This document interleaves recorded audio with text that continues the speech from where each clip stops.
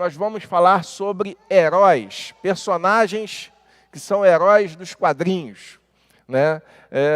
Eu estou falando isso, para mim não é novidade, porque eu já fiz esse estudo há alguns anos lá na juventude. Nós debatemos sobre esses heróis. Eu particularmente gosto de histórias em quadrinhos. Eu gosto de assistir filmes, né, da Marvel, da DC. Eu gosto de assistir filmes do Batman, do Superman, aquela mentirada toda eu gosto de assistir, né? Filme eu gosto. Eu gosto de assistir os desenhos, as animações deles também eu gosto de assistir. Só que eu comecei a observar o seguinte, alguns deles, que nós vamos abordar aqui nos cultos, e eu vou falar sobre eles assim de forma muito aberta, sobre essas personagens, né? Ou esses personagens, como queiram. Né? Nós vamos falar sobre algumas coisas a respeito de cada um desses que eu vou escolher para abordar aqui, mas eles tratam de questões, né? Se você se aprofunda um pouquinho, se você lê, por exemplo, a história de cada um deles, você vai ver que ali tem crises existenciais sendo abordadas, tem reflexões filosóficas, você pode não acreditar, mas ali naquelas histórias tem reflexões filosóficas. Tem reflexões éticas, dilemas éticos que são abordados ali na história daqueles personagens. Alguns até teológicos. Eu levei certa vez, quando a gente estava fazendo esses estudos, né, com os jovens, eu levei os jovens da EBD para assistir um desses filmes que aparece no cinema. E depois a gente voltou, levei eles lá para casa, e lá em casa a gente tratou daquilo, eu dei um dever para eles, o dever do filme, né? Você tem que anotar, ou você tem que lembrar de alguma frase que ele vai falar, ou algum personagem vai falar, que tem a ver com Deus. E não é que tinha mesmo, e quando a gente trouxe para falar sobre aquilo ali, aquela reflexão, foi até o filme X-Men Apocalipse, que a gente foi assistir. E lá naquele filme tem frases bíblicas, usurpadas pelo personagem Apocalipse ali que estava sendo tratado. E aí a gente fez uma reflexão sobre aquilo. Pois bem, nesses filmes, nessas histórias, nesses personagens, existem questões existenciais, filosóficas, dilemas éticos, algumas abordagens até teológicas, como eu disse aqui. É interessante notar também que esses personagens, a sua maioria é de idosos. Por exemplo, o de hoje, que a gente vai refletir hoje aqui, dentro da palavra, naturalmente, já tem 80 anos. A maioria desses... Batman é idoso, Lanterna Verde é idoso, Superman é idoso, são bem idosos, são pessoas com 80 anos, alguns quase 90, outros 70 e poucos anos. Esses personagens já são de muito tempo atrás. E a gente hoje vai falar sobre o Lanterna Verde. O Lanterna Verde é um personagem, eles vão colocar ali a foto para quem está vendo em casa. Esse é o personagem do Lanterna Verde do filme, né, que você está vendo em casa. Eu vou pedir para o Juan ficar em pé ali, e o Juan, pode ficar em pé, Juan, ele virar a tua camisa para lá, ó. Ali é a camisa do Lanterna, né? O anel do Lanterna Verde no peito dele, lá é a bateria que carrega o anel. Pois é, eu vou falar disso agora. A origem é em 1940, surgiu a ideia quando criaram o Lanterna Verde. E esse personagem do filme que vocês em casa viram aí, esse personagem, ele é bem posterior, é o Hal Jordan, que é um piloto, filho de um piloto que morreu num acidente aéreo. Então, ele tinha seus medos, seus traumas, né? E o interessante é que o poder do Lanterna Verde vem de um planeta chamado Oa, que fica no centro do universo, e lá tem uma energia verde, que ela é administrada, governada por uns guardiões, que é uma das maiores energias, se não a maior energia do universo. É a energia verde. Ela só tem um problema. É a energia amarela, que é a rival da energia verde, né? É interessante que esses poderes do Lanterna Verde, né, pela capacidade que ele tem de mentalizar e criar pela imaginação e vontade, usando aquele poder, ele concretiza coisas, concretiza campo magnético, concretiza campo de força, concretiza até objetos a partir daquele anel que ele usa, porque cada lanterna verde tem um anel, e o seu anel é dado a ele porque ele foi digno de receber aquele anel, e com aquele anel ele guarda, ele é uma das pessoas, é um dos agentes, um dos membros das tropas que guardam ou mantêm o equilíbrio do universo, ou protegem contra as forças do mal. Esse é o Lanterna Verde. Só que ele tem uma fraqueza. A fraqueza do Lanterna Verde, a maior fraqueza do Lanterna Verde, não é o anel, porque o anel tem uma energia considerada pelo personagem, né, pela história, como a maior energia do universo, poderoso. Aquele anel ele tem que ser recarregado, mas ele tem uma energia incrível. O problema da fraqueza do Lanterna Verde é quem usa o anel. É em quem está usando aquele anel. Essa pessoa é que é a maior fraqueza, porque são os medos dessa pessoa que na história é assim retratado como a energia amarela, ou a cor amarela. Esses medos é que fazem com que o portador do anel enfraqueça. Enfim, a maior ameaça é o medo. E é nessa pegada do Lanterna Verde que a gente vai refletir hoje no texto da Bíblia.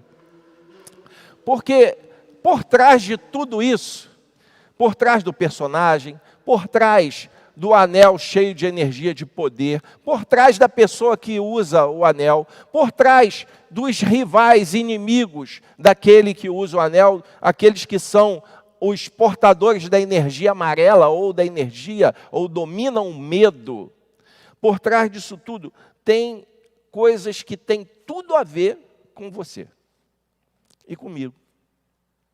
Né? É uma história de ficção, tudo que eu falei aqui sobre esse personagem é uma ficção, é uma história inventada dos quadrinhos e tudo mais. Todos esses seres de outros planetas que estão ali envolvidos como personagem das tramas e das aventuras, é tudo ficção, mas importante, e é por isso que eu vou falar dele aqui, aquilo que está por trás, a mensagem que está dando base a tudo isso não é ficção, não é mentira, não é fora da sua realidade e da minha. Embora o medo seja o rival da vontade, porque a energia verde desse personagem do bem é a vontade de fazer, a vontade de enfrentar o medo. Por trás disso tudo tem algo muito importante na vida da gente. Tem algo que impacta todo dia a vida das pessoas, a sua e a minha. Algumas pessoas mais impactadas ainda. Porque tem gente que hoje, por exemplo, não sai de casa porque está dominada pelo medo. Tem gente que hoje vive de maneira doentia, né? Sofre de uma enfermidade emocional tão grave porque foi dominada pelo medo. Isso em razão de várias histórias, em razão de vários fatores, vários motivos. Né? Mas a gente hoje não vai falar ou dar ênfase ao medo. O medo vai ser apenas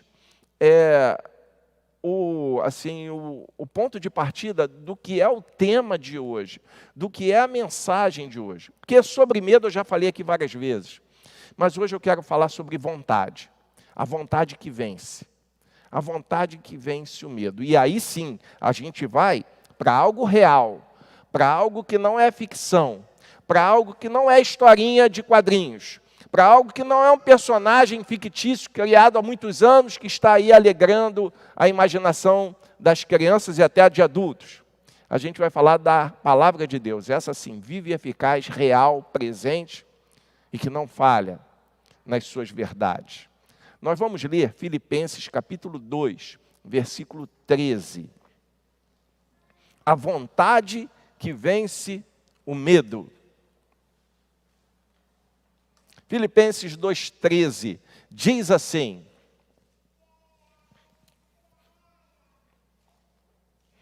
pois é Deus quem efetua em vocês tanto o querer quanto o realizar, de acordo com a boa vontade dEle.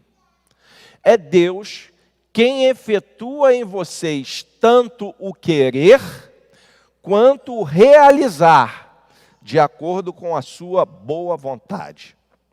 Meus irmãos, que Deus, nosso Pai, abençoe a nossa cabeça, nosso coração, para a gente entender a sua palavra.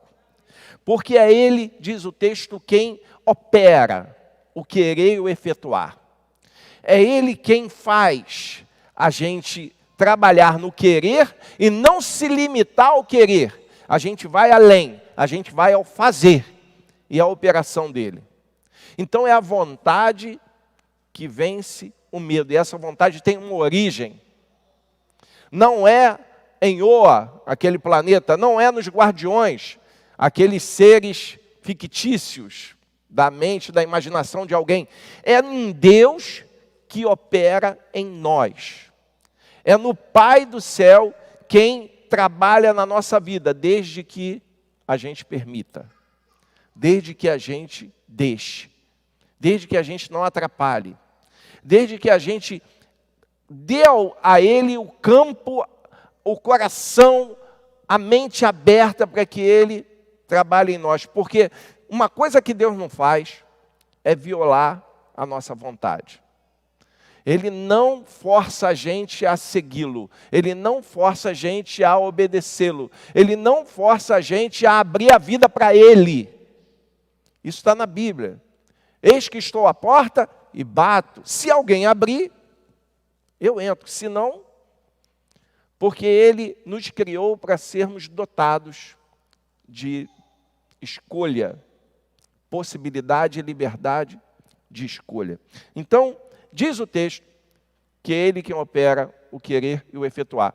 E mais, no versículo anterior, no 12, a gente vai ver que Paulo fala para o pessoal lá de Filipos, daquela igreja em Filipos, para que eles deixassem, fluíssem, né, na sua salvação, ponham em ação a salvação de vocês, é o que diz no versículo 12, com temor e tremor. Olha só, eu estou falando aqui que a vontade vence o medo, que Deus opera em nós, mas eles, sob o conselho de Paulo, deveriam pôr a salvação deles para a vida, para o dia a dia, viver aquela alegria, aquela vida da salvação, mas com temor e tremor. Por quê? Porque na visão de Paulo, na visão da palavra, nós, ainda que sejamos pessoas onde Deus opera o querer e o efetuar, nós temos que ter consciência de quem opera é Ele, não somos nós. Nós somos debilitados, nós somos fracos, nós temos dificuldades. Talvez você possa falar assim, eu não tenho dificuldade, eu sou forte, né?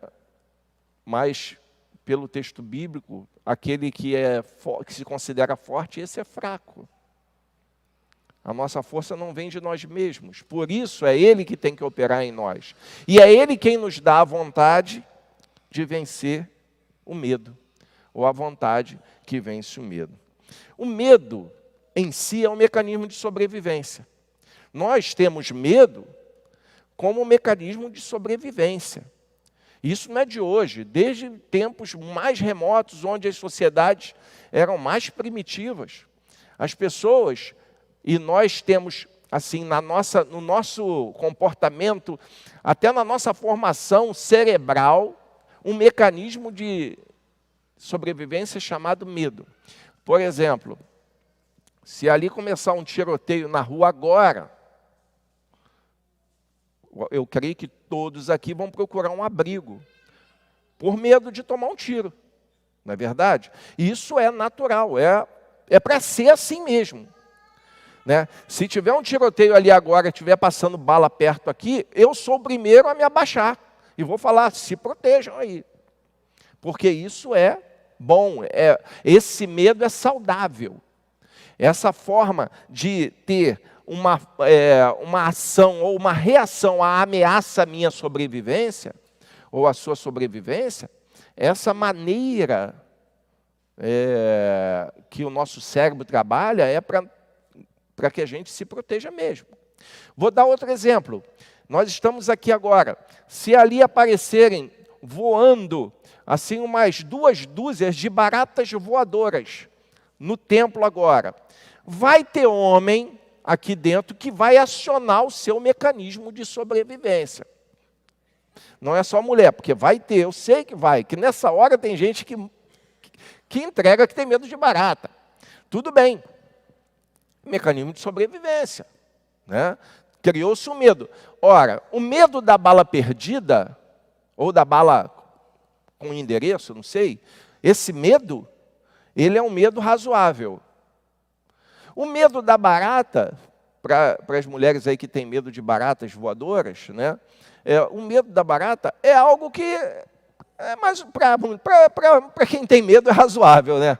Eu não tenho lá esses medos todos, não. Eu não tenho medo nenhum de barata. Né? Eu tenho medo mais da bala, né? Mas é razoável. Agora, tem gente que cai num problema muito sério. Não tem bala perdida lá fora. É meio-dia. Tem polícia até na esquina lá. Mas a pessoa não sai de casa, porque se deixou dominar por um medo de algo que não existe de fato. Tem nas estatísticas. A gente sabe que tem violência urbana, a violência urbana está aí. Mas tem gente que, por conta de acionar tanto o seu mecanismo de sobrevivência, a pessoa já não sai de casa, a pessoa já não consegue trabalhar, a pessoa não consegue viver, porque ela está dominada pelo medo. E aí já deixa de ser algo para a sobrevivência e passa a ser uma doença, passa a ser algo que atrapalha e acaba com a vida da pessoa. Quando o modo de sobrevivência, esse modo de sobrevivência do medo é acionado em nós, outras coisas são inibidas no nosso cérebro. Outras coisas deixam de acontecer. A criatividade, ela é inibida. Porque quando se está com medo, você não é criativo. Você só tem criatividade para fugir do medo ou lutar contra ele. Mas para criar coisas, quem vive debaixo do medo não cria. Porque no cérebro, isso foi estudado já por neurocientistas, o cérebro, as partes do cérebro que são criativas ficam inibidas. O medo, ele tira a capacidade de aprender das pessoas, a capacidade de aprendizagem. A pessoa que está vivendo com medo, ela não tem a capacidade plena para aprender as coisas. O medo tira o bom humor das pessoas. O medo faz as pessoas perderem. A pessoa que está com medo não consegue rir das coisas. Ela, quando ri de nervoso, porque está com medo. A pessoa com medo, dominada pelo medo, ela chega a ser até agressiva algumas vezes. Tem gente que gosta de agredir muitos outros, invariavelmente é medo. Tem seus medos, sejam lá quais forem, e ela agride as pessoas. O medo, meus queridos, ele paralisa, ele pode paralisar as pessoas. Porque o medo coloca a pessoa em estado de alerta. Lá no meu trabalho, por conta de ser um local muito aberto, e por conta de ter combustíveis, lida com um fluxo muito grande de produtos inflamáveis, combustíveis, etc. Lá no trabalho, quando começa a ter a formação de tempestades ou clima de chuva com descarga atmosférica, é acionado um alerta para as pessoas, é o alerta de descargas atmosféricas. Então, as pessoas, os trabalhadores, não podem ir até determinados locais, porque ali pode um raio atingir aquela pessoa. Então, o que eles chamam lá é o seguinte: nós agora estamos em estado de alerta. Então, muito do que é feito para de fazer. Muitos dos serviços são interrompidos, para não correr o risco de alguém ser atingido por um raio, porque isso já aconteceu e veio a óbito a pessoa que foi atingida pelo raio. Então, tem uns órgãos que mandam a informação, ó, daqui a 1 hora está chegando uma tempestade de raio aí. Então, eles mandam avisar que a gente está entrando em estado de alerta. O medo com a gente faz a mesma coisa, a gente entra em estado de alerta. E o estado de alerta é bom quando nos protege do medo real, do fato real, mas é ruim quando nos inibe o resto da vida. Eu falei que eu não ia falar de medo, enfatizar o medo, porque agora eu quero dizer que a coragem não é a ausência de medo. A gente fala, aquele sujeito é corajoso. Já viu? O sujeito é corajoso. Eu estava lendo hoje que um sujeito corajoso foi comprovar que um vidro de um prédio, lá nos andares superiores, esse vidro não quebrava. Então ele se jogou ao encontro do vidro e o vidro quebrou. E ele caiu e morreu. Esse sujeito não é corajoso. Ele é um inconsequente. Tem gente que quer provar, aparecer para os outros, e vai dar cambalhota em determinados lugares de mergulho. E aí, às vezes, bate a cabeça numa pedra. Ele não é corajoso. Ele é um inconsequente. Tem gente que é corajoso, que pega a moto e fica empinando a moto na Dutra. Então, ele vai empinando na Dutra. Eu já vi isso, fim de semana é comum acontecer esse tipo de coisa. Ele não é corajoso, ele pode ser habilidoso. Tem gente que faz um monte de coisa a pretexto da coragem. Tem gente que ele é corajoso, ele desafia os outros para briga. Ele não é corajoso. Ele é um brigão. Mas quem é corajoso tem medo? O corajoso tem medo sim, porque a coragem não é a ausência do medo. A palavra coragem, ela vem de coração. É o mesmo radical que dá origem à palavra coração. É a palavra que dá origem à coragem. A coragem é um ato do coração. Essa palavra surgiu numa época onde as pessoas achavam que o centro da inteligência e o centro das emoções era o coração. Então, a coragem vinha do coração. Então, o ato do coração, chamado coragem, não significa que essa pessoa que a tem, não tenha medo. Significa que ela decidiu dar prioridade à vontade, porque a vontade é que vence o medo. É a vontade de vencer o medo. A coragem é a vontade de enfrentar o medo. Você tem medo de alguma coisa? Enfrenta com coragem. Não com inconsequência. Está tendo tiro ali fora, eu sou corajoso, eu vou para lá para ver o que está acontecendo. Além de inconsequente, é fofoqueiro. Vai morrer. Isso não é coragem, isso é inconsequência. A coragem é a vontade de vencer, a vontade de resistir, a vontade de criar, mesmo na situação de medo, a vontade de viver, mesmo quando o medo está ali. É a vontade de vencer, mesmo quando tudo conspira contra. Isso é coragem. Pode estar tremendo de medo, mas encara com coragem seus medos, suas dificuldades. A coragem é a ação apesar do medo. É o viver, é o resistir, é o enfrentar a luta do dia a dia, apesar do medo. Uma pessoa que tem uma patologia qualquer ou uma doença emocional qualquer, onde o medo faz parte da vida dela, para ela sair de casa, para ela viver, para ir trabalhar, para encarar os desafios e as ameaças, ela precisa ter coragem, mesmo que tenha medo, mesmo que o medo esteja presente. Não existe anel do Lanterna Verde para a gente. Não existe o poder da luz ou da energia verde para a gente. Existe coragem que Deus nos dá. Existe um Deus. Aliás, ele não existe. A gente costuma falar errado, eu já falei isso aqui algumas vezes, né? Deus não existe, Deus é. Deus é, porque ele é absoluto. E esse Deus que é, resolveu ser meu pai e ser o seu pai, que te protege do medo e te dá coragem. Não existe anel de poder, existe um Deus, ou há um Deus. Tem um Deus que é, melhor dizendo, que enche a gente de coragem. Eu poderia usar aqui como tema, como texto base, aquele texto de Josué, capítulo 1, que é muito citado em momentos assim: seja forte e corajoso, que eu estou com você.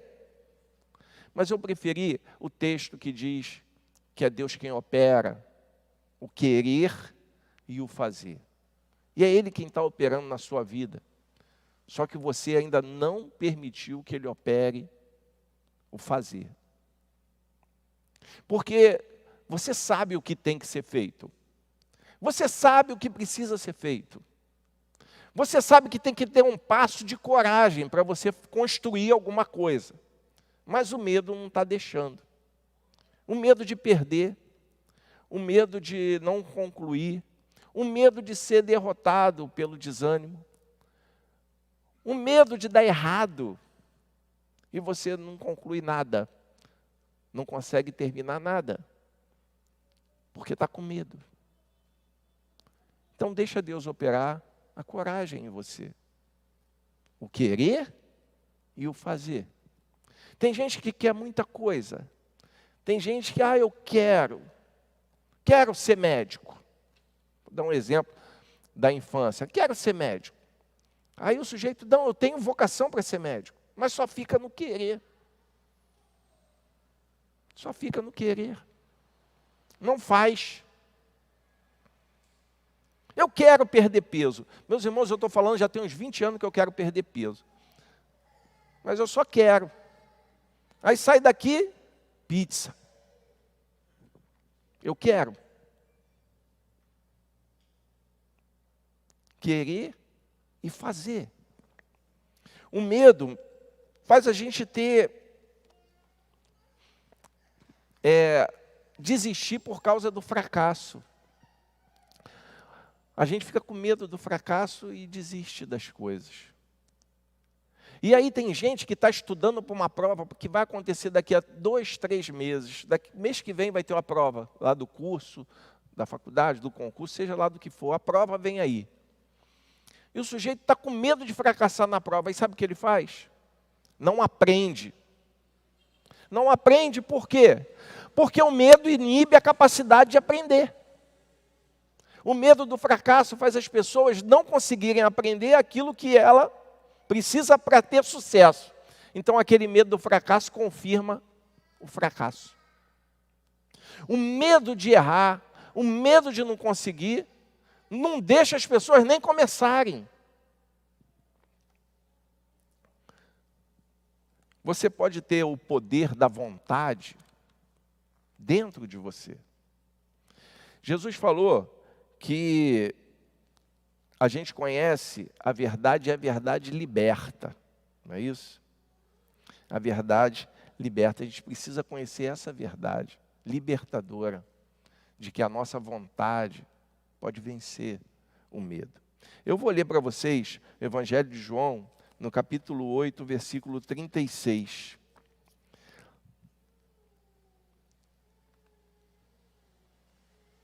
Diz assim: portanto, se o Filho os libertar, verdadeiramente, vocês serão livres. Essa libertação precisa acontecer no âmbito dos nossos medos, para que a gente tenha vontade de vencê-los. Às vezes o medo de ser traído tira a confiança.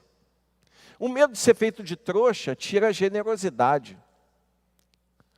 O medo de não ser aceito faz a pessoa ser fácil. O medo do relacionamento ser um relacionamento fugaz faz a pessoa fazer concessões que não deveria. É preciso ter vontade e coragem para vencer o medo. O medo de você não ser um bom profissional na sua área, faz você nem começar a estudar para isso. Deixa a vontade vencer o medo. Deixa Deus operar em você o querer e o efetuar, para que você construa. Porque quando a gente não tem coragem, a gente não constrói nada. A gente não desenvolve nada. A gente não cresce em nada. Você tem desafio pela frente? Não morra de medo do seu desafio. Tem medo de alguma coisa? Apesar do medo, tenha vontade de superar os desafios para que você consiga alcançar o que você deseja. Isso não depende dos outros. Isso não depende de outra pessoa. Só depende de você, que precisa aprender a depender de Deus. Que Deus te abençoe e te encha de coragem, de vontade. Você pode olhar para trás na sua vida e vai ver quanta coisa você achava que não ia conseguir. Quanta coisa você pensava que não seria capaz de fazer. E conseguiu. E chegou lá. E venceu. Apesar dos medos que você teve. Aí você olha hoje um desafio que lhe chega e você paralisa, porque falta vontade, falta coragem. A gente não consegue nada nessa vida sem vontade muito forte de fazer. É por isso que muitos desistem dos seus cursos, das suas faculdades. Muitos desistem da sua vida profissional que sonhavam. Porque não deixou a vontade fluir e gerar coragem, porque coragem é a vontade de vencer. Então vença seus medos. Seja vitorioso, porque foi alguém que lutou apesar dos seus medos. Que Deus te abençoe e te encha de muita, mas muita coragem. O grande inimigo do Lanterna Verde, ou do poder, do Lanterna Verde, é o próprio portador do anel. Sabe quem é o grande inimigo da sua vida? Eu falei isso aqui domingo passado, né? É você mesmo. O seu maior inimigo é você mesmo. Não é o diabo. Tem gente que acha que Satanás é o nosso maior inimigo. Ele é inimigo, sim. Mas ele não te obriga a nada. Você só faz o que você quer. Então você é o seu inimigo. E deixa de fazer o que precisa. Porque você é o seu inimigo. Que você vença a si mesmo, o seu desânimo, a sua preguiça. Que você vença seu medo. Em nome de Jesus.